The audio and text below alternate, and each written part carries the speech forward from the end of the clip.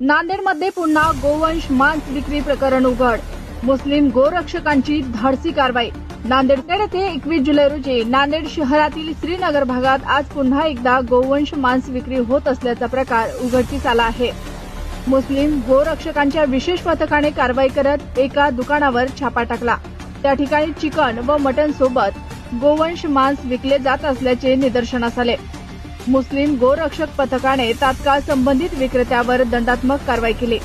घटनेनंतर परिसरात गर्दी झाली होती. मात्र पोलिसांच्या मदतीने परिस्थिती नियंत्रणात आणण्यात आली. याआधी कुरेशी समाजाने 19 जुलैपासून नांदेडमध्ये गोवंश मांस विक्री आणि खरेदीवर पूर्ण बंदी लागू केली आहे. या निर्णयाचे उल्लंघन करणाऱ्यावर 25,000 रुपयांचा दंड तर माहिती देणाऱ्यास 5,000 रुपयांचे बक्षीस जाहीर करण्यात आले आहे.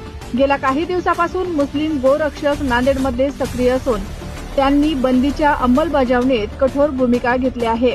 आजच्या घटनेमुळे पुन्हा एकदा समाजात चर्चा सुरू झाली असून बंदीचे पालन किती प्रभावीपणे होते हे पाहणे आता महत्त्वाचे ठरेल.